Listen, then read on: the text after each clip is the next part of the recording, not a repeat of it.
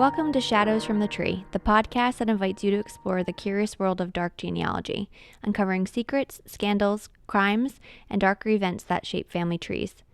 Whether you're a seasoned genealogist, just beginning to explore your family history, a history buff, or even a crime junkie, we offer something for everyone. Join us, your hosts, Danielle and Michelle, in each episode as we share stories from over a century ago for the first time with each other, centered around a common theme. By using newspaper archives as our guide and conducting research using historical records, we piece together these often forgotten stories and gain a deepening understanding of the challenges those involved faced. Our hope is to connect you, our listeners, with your ancestors' past, one story at a time. All right, Michelle. Ooh. We're back. Welcome back. And it's been a little bit of a roller coaster, I feel like. Yeah. I think, first off, specifically, we just covered the stories on natural disasters. And then literally we watched a natural disaster unfold before our eyes. Like, the fires in California are so scary. Yeah. And you know, I had like that emotional story just with the families we uncovered. And I can't even imagine like being there today, like, or fathom what that's like for those people. So our thoughts are with everyone. You know, I hear a lot of people supporting each other and donating and all of those things. And it's probably gonna be a long journey to recovery, but you know, hopefully everyone got out as safely as possible, and it just puts things into perspective. Like we said about natural disasters, they just literally can happen. Yep, blink of an eye. It's just, everything's gone. Yeah, so very tragic. So that happened, and I do want to say I'm very glad that my story this week was not as disheartening, like it was not as heavy. So I was able to actually dig into a story and just kind of live in the imaginary world of it, really. And we decided to do ghost towns, and kind of prompted off of our episode last week. And yeah, it was really cool. So I'm interested in what your story is going to be about, but I'm going to go first. And for me, again, it was just like really exciting to research this ghost town, but it's also a place I will put on my bucket list. You're gonna go visit? I would love to. It's cool. Really cool. It's really cool. And as I started to dig in more, it definitely has a very large tourist attraction, and people have videos on YouTube of visiting, and it's really cool. So I'll get into it. So it's Bodie, California. Okay. So Bodie, as it stands today, is a California state historical park that is a gold mining ghost town. Oh. So Bodie is preserved in what is called a state of arrest decay, meaning that it's maintained to prevent further deterioration, but not actively restored to look like it did in its prime day. But because it was kind of abandoned, you kind of get to see what it was like in its heyday, because things are just left as is. Oh, wow. Yeah, so it's really, really cool. But before I really get into details, I wanted to just kind of speak about how the town got its name. And I got a lot of this information from the California State Park website. So there was a guy, W.S. Bodie, a lot of surname misspellings, confusion. I saw Williams, Whitman, Waterman, Bodie spelled B-O-D-Y, then two D's and a B-O-D-E-Y. So I didn't go down the rabbit hole. I just kind of pulled some information from the state park, and just, you know, he was from New York, and in his mid-40s, he discovered gold in the hills north of Mono Lake, California in July 20 of 1859. And that winter, while returning with supplies, he died in a snowstorm, which weirdly built to last Sorry. episode. So sorry to bring that up again. Yes. So the town was named after him, and what happened was someone was spelling his name on a sign as B-O-D-I-E, which was a misspelling, although there was lots of misspellings. They stuck with that name, and that's what became of the town. And it's just really unfortunate that, you know, he didn't get to see the success of the town that it had. But I guess that's what happens sometimes. And as word spread, people flocked to Bodie and transformed the town. And within a few years, it became a boom town. And that was from 1878 to 1881, with its peak kind of occurring in 1880. So there's really a lot of pictures and things like that out there. Like there was aerial maps of what the town looked like, a lot of old black and white photographs. So to be honest, I did some historical record looking, but I didn't do as much as I normally do because I was so fascinated just looking at all aspects of like the then and now pictures. But Bodie had been estimated to have a population of over 8,000 residents. Wow. Yeah, which meant that, the town needed establishments to accommodate everybody. And with the output of the ore that they were bringing in, I saw estimates of $3 million a year, which is in 1880 dollars, mind you. So they had a lot of money doing that. And which meant that they, over those years, they had about over 2,000 structures, and Main Street alone was over a mile in length. Wow. Yeah, so they had it all going. It was booming. They had like everything: a general store, bank, post office, school, church. I saw something that said like 65 saloons, a brewery, a dance hall. No one was thirsty. No. Opium dens, which were popular in the time, brothels, gaming halls. I'm just picturing the Wild Wild West. Oh, yes. And yeah, it's exactly it. And they even had a Chinatown. So, of course. But to your point, yes, I made a note that, that phrase didn't come the Wild West for nothing. And specifically in Bodie, those who were considered unsavory, disrespectable people, they would earn a final resting place in the Boot Hill Cemetery, which is located on a ridge overlooking Bodie and is outside the, in quotes, fence of the town. So you were kicked out after you died? So you weren't allowed. Yeah, so there was a book called Bodie's Gold. It was by Margaret Spragg, and she stated that this wasn't to ensure that they could not decompose in the same ground as the proper people in the town. Oh, boy. So, because that really matters. Yeah, Yep. So the cemetery, in the Boot Hill Cemetery, does include some bad men of Bodie, as they were called, who partook in murders, shootouts, barroom brawls, stagecoach holdups, which were just kind of happening on a regular occurrence. And I did. Boot Hill had a Find a Grave Cemetery like page, and so I was kind of poking around on there, and shootouts and murders, and this one drank too much and then got in a fight, and so that was kind of interesting. Sounds like a lively bunch. Yeah. Yep.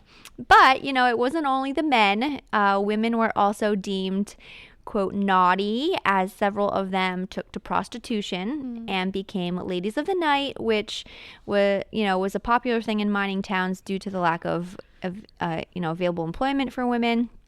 And also, these rapidly growing communities, which had a large male population, it just definitely led to that, high demand for the sexual services, shall I say.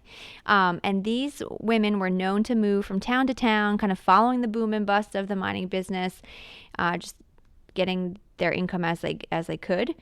And prior to Bodie's boom, Virginia City, Nevada experienced their silver mining boom in the early 1870s, and they were said to have over like 300 prostitutes at the time. And then some of them made their way to Bodie. So, and that kind of leads us into talking about kind of my theme of the story. Unfortunately, prostitutes, so no children allowed. So it kind of just talks about the red light districts, which I've heard of, but I've never really like done any research or partook in any of things like that. But, there's still some today, like in Amsterdam and things like that. So the red light district of Bodie had what they called cribs, which were like small cabins where guests could be entertained, and parlors, which there were multiple along Bonanza Street. And I also found a note that there were 2 high-class brothels in town, the High Grade and the Ozark. And there's like a picture, I'm just going to show you quick, of like these little cabins. These were back then. This is how these are 2 together now. There's only 2 left surviving in the actual town. But in this picture, you can see like women hanging out the window. They're like in the doorway, probably just like waiting for, their people. The next customer. Well put. So, and interactions with men were not only limited to sort of their sexual services. It was often, spent with time with the minors, doing traditional female things like mending socks, helping when they were sick, or just sometimes just talking. And so some men would get attached to their favorite woman, and they became like companions. And as like a fact, prostitution was not illegal in California until 1910. So these women weren't living outside the law. They were just outside of what the proper lifestyle, moral, yeah. And it often made them outcasts of the town. So with the gold mines booming, men had money, buying liquor and having their services. So from an article in the River Herald written in November 3rd, 1994, it mentions that in 1880s, it was estimated that there were 10 men in town for every one woman, which made it a profitable business. Oh boy. Yes. So you had the alcohol in there, and it gets wild. So I'm just going to shift my story a little bit and talk about one specific woman named Charlotte Lodi Wilson Joel, who, if you are familiar with Bodie, you would have heard her name. She's pretty popular and people wanting to find out more, research about her. And in that same Review Herald, which was out of Mammoth Lakes, California, it really summed up her story, and that was written in 1994. And it had the headline, "The Red Light Ladies of Bodie," which said that she came from a rural Iowa town, and she was described in a book that she had soft hazel eyes and light curly hair. She had been divorced. At the first husband I had listed as a Newton Callan. So she was divorced, which made life hard for her. And she eventually made her way west and started to, it was turned really to prostitution to support herself, which I get it. And I feel like some people really didn't have a choice in the matter. It was part of survival. Yeah, really. Exactly. So you feel bad. So at the age of 27, Lodi arrived in Bodie and began working as one of the higher class prostitutes, in which was called Virgin Alley and Maiden Lane, which was in their red light district. She soon caught the eye of Eli Joel, who was a butcher who co-owned 2 butcher shops with his partner Charles Donnelly. And despite Lodi's past, Eli fell in love with her, and they soon actually were married. So they married, July 4th of 1881. And this was to the dismay of Bodie's high society, that they were just not having that. So Eli built a house for them, for him and his wife, which still stands on Main Street if you go visit the ghost town. Yeah. So Charles Donnelly, the partner of the butcher shop, the wife was not having it.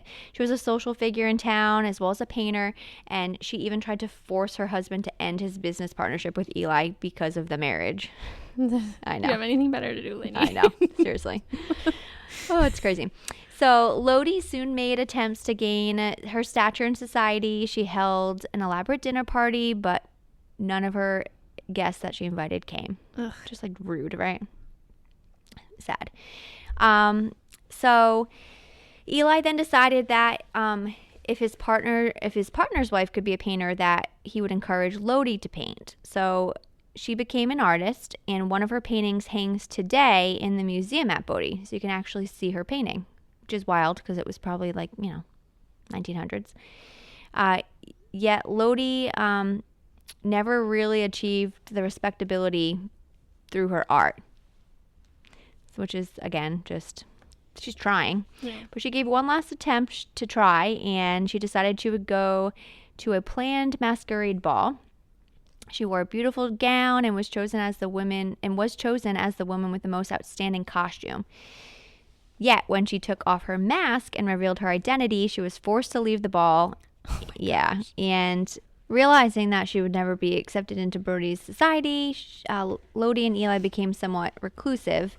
And one night, November 1899, Lodi became ill, and Eli bought some medicine from a doctor and gave it to his wife, but within a day, she was dead. So rumor has it that, people were saying she committed suicide. Others said that she had been given poison. That's your thing. Oh, no. I'm given poison instead of medicine by the doctor, but there really wasn't no evidence of that at that time that suggested that there was anything to do with like a murder, or nothing really proved any of it, because they What weren't was really. she sick from again?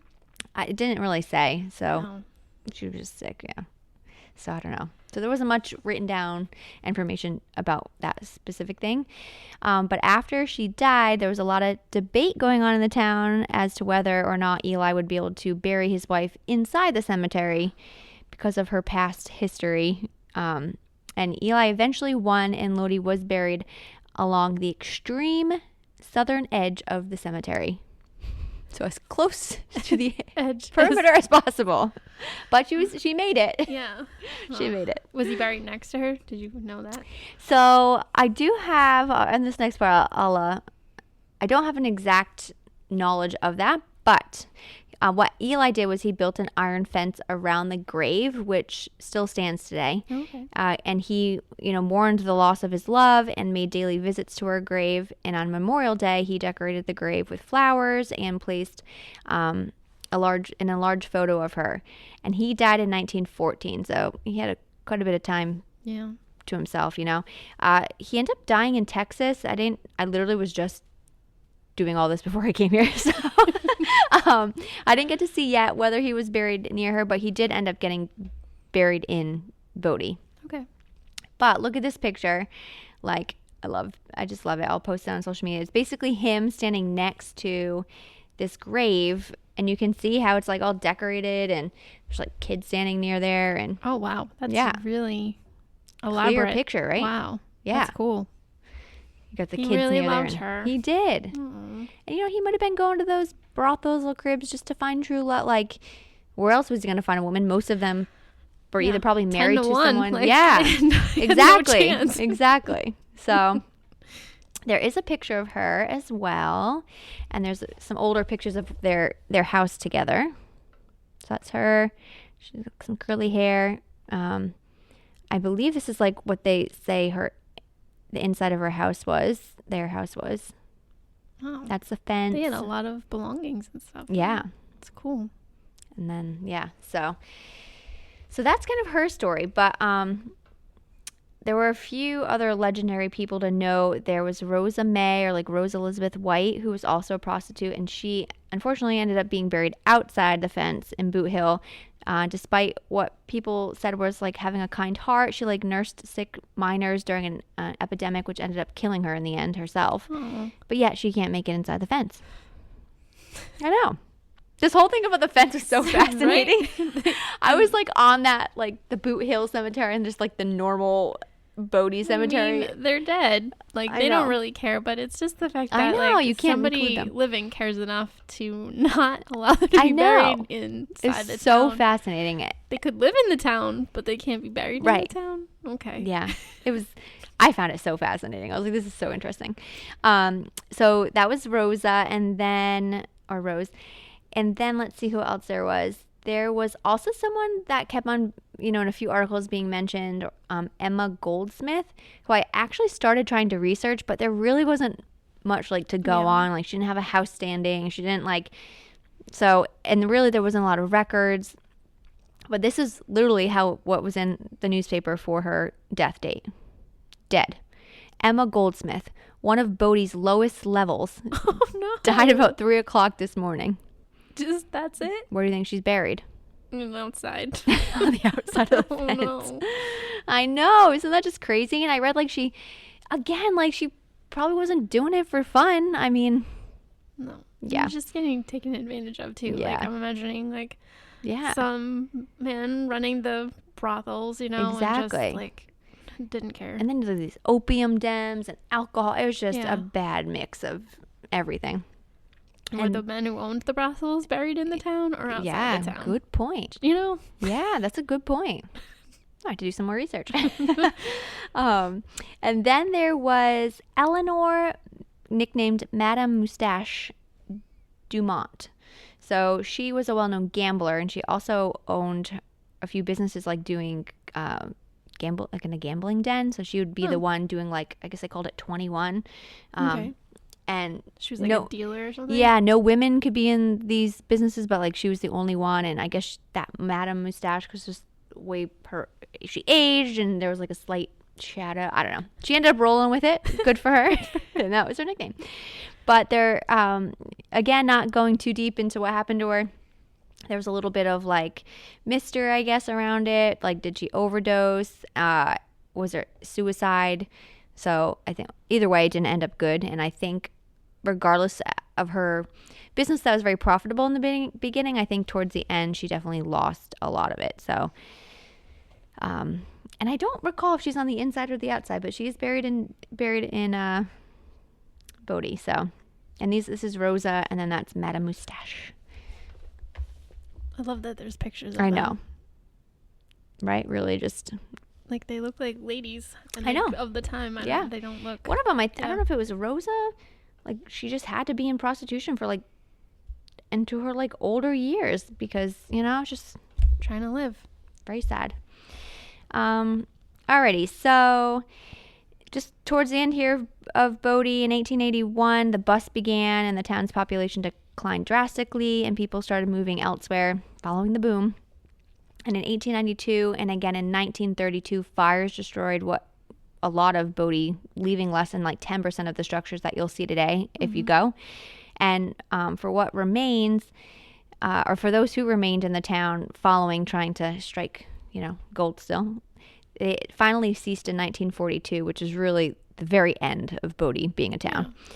And even though today you can't see all the buildings, even when I was like just doing my research, you really can just like imagine what it was like seeing all the interiors as they were left, containing like original furnishings, personal items, stocked goods, artifacts.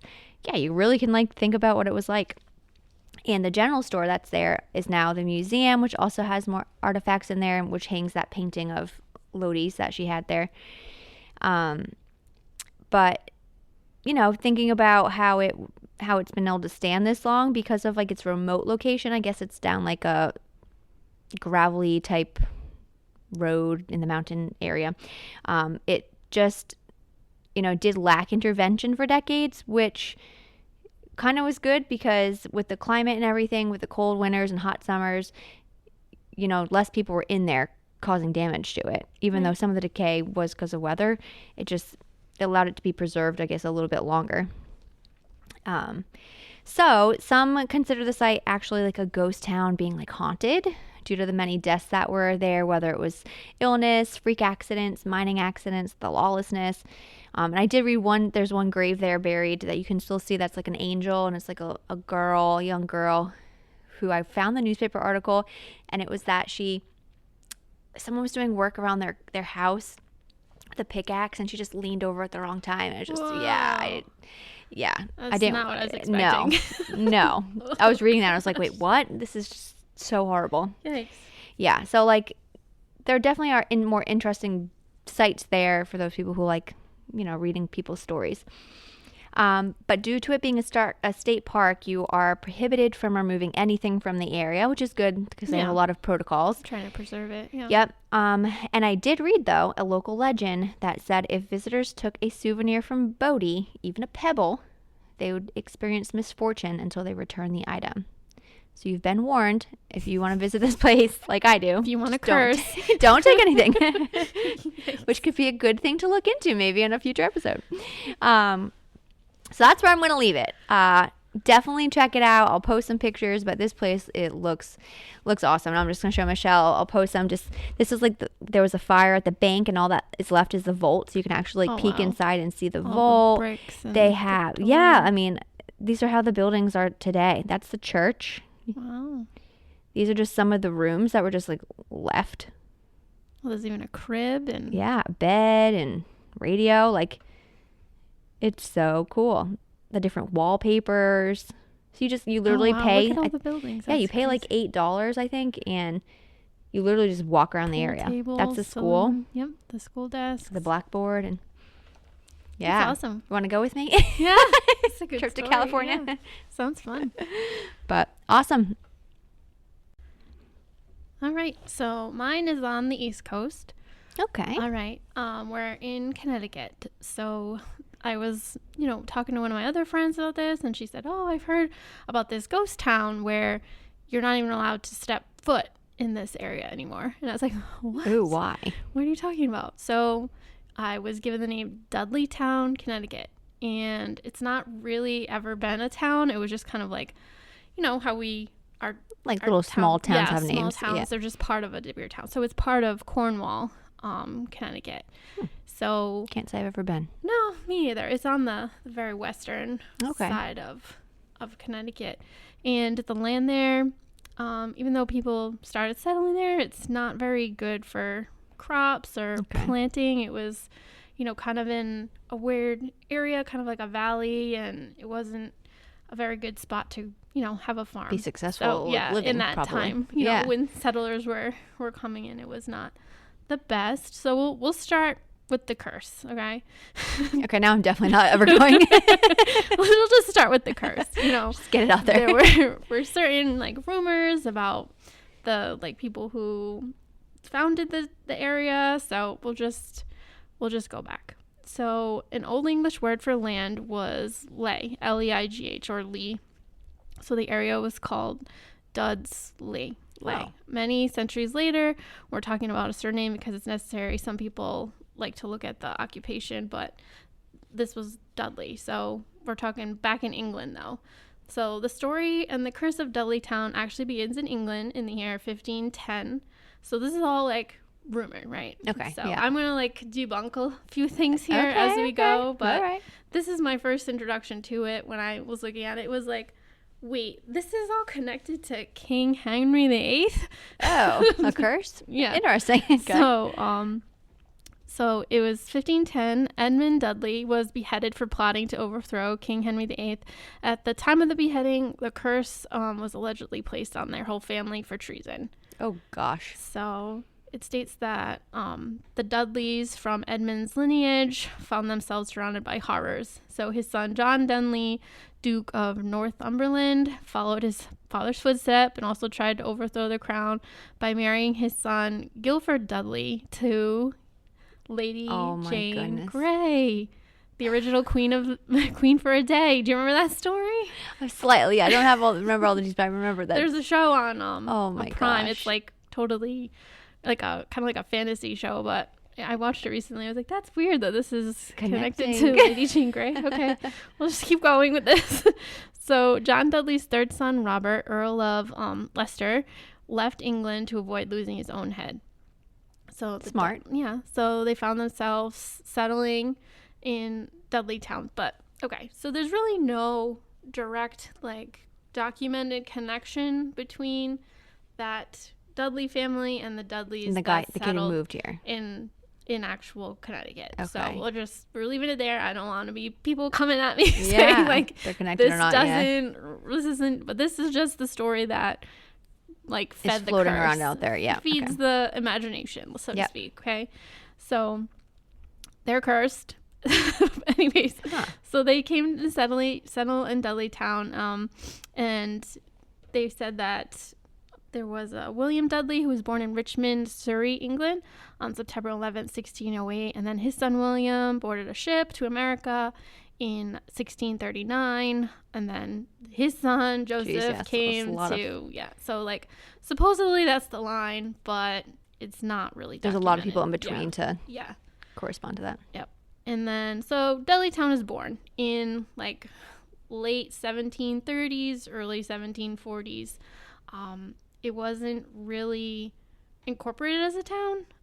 So it just is an act stated that 50 private parcels of land, many in the western parts of the Connecticut towns, were auctioned off. So the Cornwall auction began at £50 per parcel. So that's not very much. So they were just getting out the land. Yep. February of 1745, Thomas Griffiths bought some land in Cornwall from Eleazar Whittlesey. So today Dudleytown looks much like it did back then because it's now forested. It's very thick with forest, rocky terrain, and it's in the shadow of 3 mountains. So Bald Mountain, Woodbury Mountain, and Coltsfoot triplets. Because of the location and the dense tall woods, it gives this ominous feel. Oh. So like a dark forest. Yeah, exactly. It's actually incorporated, and it's called Dark Entry Forest. So we'll get further into that. Oh. Yeah. So there's been a lot of things that have happened. So the town never got really big. At the most, they've got to like 2,000 residents. Yeah. But they slowly started to dwindle away when, the land wasn't all that great, and these strange happenings began happening. So we got our list here. Oh no. Okay. Okay. So the first kind of list I made, so I have like 6 or 7 names here. So if your family falls into this, then you can, collaborate, corroborate, say myth, fact, whatever you want. But this is what I'm going with today. August of 1774. So we're talking like Revolution time. Yeah, okay. way back. Adoniram, it's Adoniram Carter. So his entire family falls sick with this mystery illness. Nowadays could be anything. Yeah. Back then could have been anything. Yeah. So they didn't have yeah. And they all died. So that was like the first happening event. Yeah. Yeah. So then we have 1792. A Gershon Hollister was working on his neighbor's house, and they call it a barn raising, but they were talk of it being a murder. But no one really knows if he actually fell or if he was murdered, and that happened in 1792. Okay. And then there's another Carter family, Nathaniel Carter's family.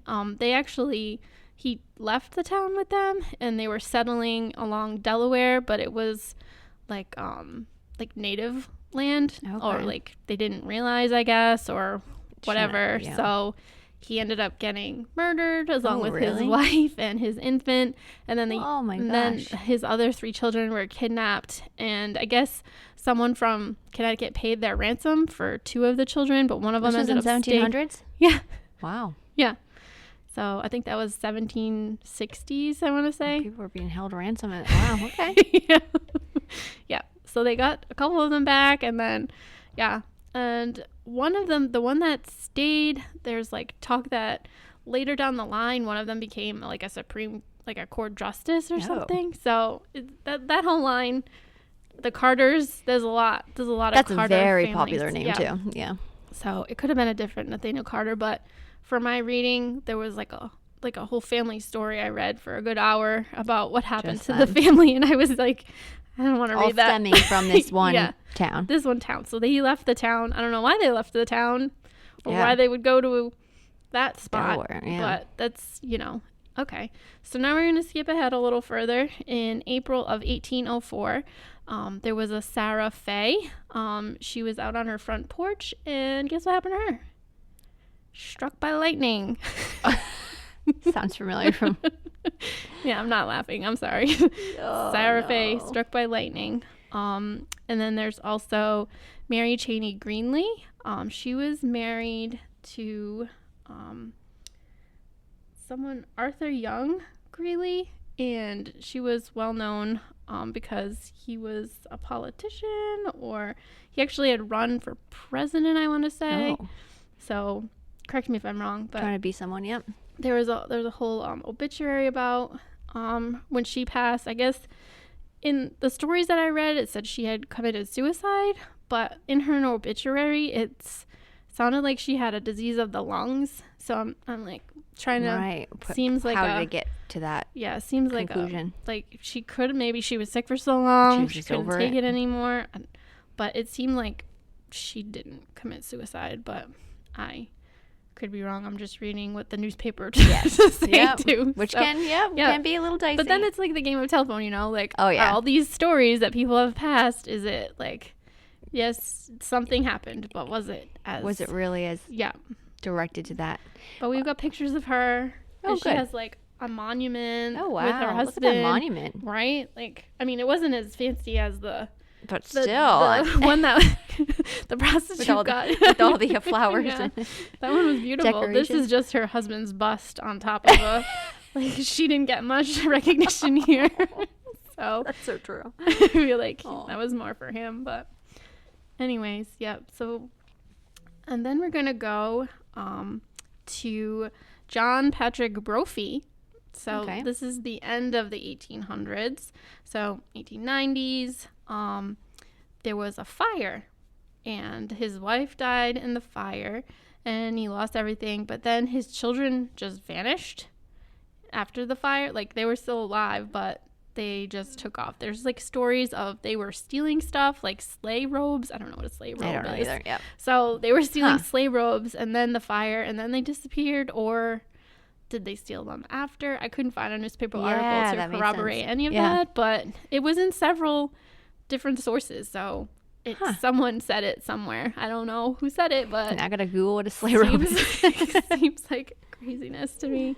But they just vanished, and then he took off too, because there's no record of his grave or anything. There's 2 graves that say John Brophy, and there's 2 different like dates, so it could be causes of death, but that didn't match like what they were. So fires sounds like very bad record keeping, right? But there's like some people said he was hearing voices, and then there was like the children saw things in the woods, and then so a lot of people, there's like people who lived there were getting very sick when they were older.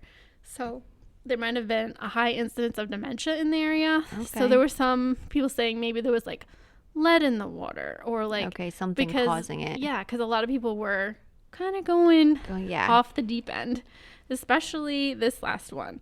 So there's Dr. William Cogswell Clark. Okay, so he had a wife named Harriet, and he came from New Jersey. He was a doctor. He was a professor. He taught surgical procedures. They lived in New York for a time, but they built a place up in Dudleytown, which is interesting, right? Like what it had going for him that he wanted to. Well, it was like move his it was just their weekend stuff. I see. This they is would go back house. This was like the summer home. When I had enough of the hustle and bustle of the city, then I'm going into the woods to Connecticut. And so they would have their place in Connecticut, and then one weekend he needed to go into the city, and he left her behind, and there was a train there, so he took the train into the city, and then when he got back, she was out of her mind. Like, really? Yeah. So young still. She wasn't elderly or anything. So this was 1917, I want to say, by then. Like, they had come in the early 1900s to establish, they had like started like a small cabin, and then he worked and built some other like houses on the property. But when he went to go find her, like, she was like in a corner and like screaming. Just like, I don't know. Some of the stories behind this one is really crazy. So she lost her mind while he was away, and then like, and him being a doctor worried about that, like, it must have been real bad. So he just like didn't know what happened to her, and so they just like, I guess some stories say like the family said she was never institutionalized, but also I don't know, where did they come up with it that she went crazy? Like, it doesn't seem logical. You need that missing piece, right, of like what really happened there. Like it says, which does anyone ever know? Will anyone know that? Probably not. Hey. Yep. So according to the daughter, she had a chronic illness. They didn't know for what, that she had for years, but it does say that she did end up committing suicide. Oh, really? Yeah. So another one. So it stayed. Yeah. For a while. Yeah. And then she just, so in like, it was either 17 or 18, she did end up committing suicide. Apparently pain was too much, or she was just madness. No one state of mind really knows. So, but Dr. Clark still remains like established in Cornwall / Dudleytown. So not only that, he still goes and visits that house that he settled, and then he would bring other doctors and nurses there. And then in the like early was like 1924, he actually incorporated. He's the one who started the Dark Entry Forest. Oh. Yeah. So he had given the money. There's like pictures of him like. So what's the purpose of making it? So that no one would knock the land down. No one would like destroy the area. He like. But then it became all private property to him.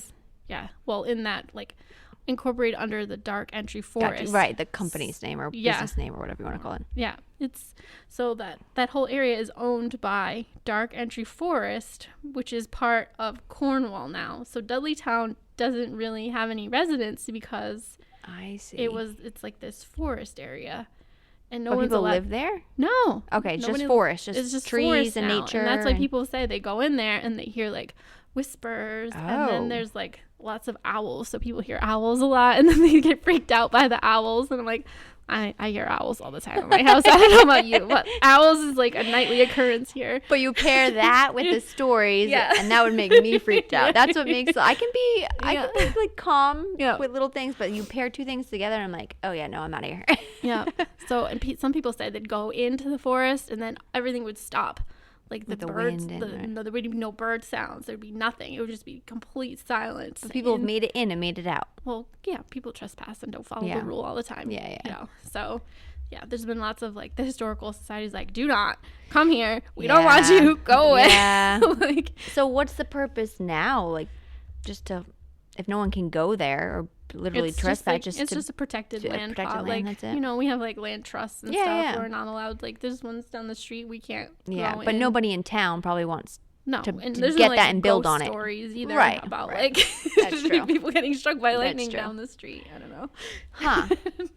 That's interesting. Yeah, there's so no one can build on it, nor does probably any business want to buy any land or anything. They can't. It's like it's protected. built in. It's incorporated. So he actually, I guess he had a friend who was, he brought in to build on it. So there was like the Historical Society has a website that I was on. It is. I would love to know what his purpose was. What was his dream in doing this? Just to protect the land? He wanted to establish public forests, helping to create like. Oh, nice climate. Yeah. Well, I don't know if they knew about climate change or anything back then, but so it was a group of New Yorkers that he had brought in. They acquired that 800 acres. Oh wow. Yeah. So he had brought in someone from Yale, actually, from the Yale Forestry School graduate. His name was Edward Behr, Behre, and worked as his forester. So they were planting thousands of red pine saplings in like 1916. So nice. I guess before his wife went crazy, you know, off the deep, you know. Oh no. And there's a picture of him building fences out of the chestnut trees. Oh yeah, I mean, it looks like nice land. I mean, other than it probably not being, like you said, good for crop or anything, it looks like a nice and they had a camp area. I guess there was a summer camp where kids would go. Okay. It's like in that. Now, did you find out anything about like how he felt about that? Like, did he think it was haunted? Did he think it was scary? I don't think he did because he was but on he it all the called time. it Dark Entry, which is also I guess maybe to keep people off of it. Maybe that was the idea. Maybe he was like, I don't want people. Maybe he started the whole thing. Maybe he made up all this. It's interesting, right? Like, it's like one of those things where, unless you're really, like, you get a certain car, right? And then you're driving down the street and you're like, oh, that's my same car. Oh, there it is too. Like, it's like at the front of your mind, so you're recognizing it more. And it's almost like all these things happened all the time. Deaths and sickness maybe leading to some type of hysteria type thing, but maybe they just connected it so much, or they made it cursed, made it feel like it was. And it was a small town, so you know, if someone gets sick or like, I feel everybody knows. It's a bigger percentage of your group, it's a bigger impact. Dead. You know, it's not just like if you're in the city and which maybe made it feel then like something's out. And to you get know, us. I feel like if you're in that era, you know your neighbors, you know what's going on, like in that closer knit area. But I don't know. That's interesting. Maybe people did go crazier because of the water or the land. Who knows? Or, you know, it's gonna lead to, I think, another episode we're doing for like the family line of through the kind family of insanity. Yes. So is it genetics? Is it the water? Is it the forest? Is it Is it an ancient? Well, it is Indian land. Like there were tribes there before they took over. They settled. So was this a burial ground? Was this like? I mean. It's between the mountains. Well, listen, I'm not going to go find out. So I'm not going there. At first, I was like, oh, I could drive there. And then I'm like, these things I'm reading that's like, go away. Don't come here. We don't want to. Like, they have trails in Cornwall. Like, they're like, use our trails that are open to the public, trails. you know. And then they're like, no, you cannot have a map of Dudleytown. It doesn't exist. Don't come looking. Did you find any like old records? Yeah, you can find it. I'm just not telling people where it is. Good point. Good point. Because I don't want to be the cause. There is a $75 fee, like a fine, if you even park near where it is. Oh, really? Yeah. So the cops do not joke around with this area. Okay, that's so don't go interesting. in. Don't do any like witchcraft, seance, anything, because they found some weird stuff that has been done in the forest. So, oh gosh, don't do it. Do not go. But please do tell us if you have any relatives. I'd be curious if anyone has any connection. Give me more in depth, because I feel like I just touched the surface of this. And nor do you probably want to go deeper. No, I feel like that was enough for me. Yeah, that's good. Interesting. Who knew? Yeah, I mean, I'm really just intrigued at the fact that it turned into this, like, you know, my story last week of the ghost town in Melva, that was just like now just open land that I heard some business bought, unfortunately. But, and then mine in California now, like the state took it over. So I guess it makes sense that some type of entity would have taken over the land. Yeah. They're just trying to just the reason they called it a dark forest is. Yeah, dark entry, yeah. Yeah, I mean, this was it back in 1905. Look how tall and thick. Oh, wow, look at the really trees. Dense, like right? old year, like a lot of years those trees have grown. Yeah. And I'm wondering if it gets on the Appalachian Trail, too. You know, really? The one that goes from, like, the south all the way up to Maine. I wonder if it's part of it. They probably made sure it went off route. Didn't touch too close. Right. Huh. All right. I want to know. Yeah, that's interesting. And being, you know, not too many states over, it seems like I've never heard of it, which is, I think, all about ghost towns. And hopefully, even if you've heard our stories or in the past, hopefully it just brings some new light in some situations, or can help you just connect to like the genealogy part that we like about family history. So. Yeah, and we want to say thank you. We've been getting more listeners, more intrigue. So if you subscribe to us on any of the ways you listen to podcasts, on Amazon, on Spotify, leave a review. So we just really appreciate your comments you leave on Facebook and the engagement. So just, we want to say thank you and keep it up. Yep. And just remember, it's not a matter of if you will find a shadow in your family tree, but when, because behind every family tree, there are shadows. Thanks for listening.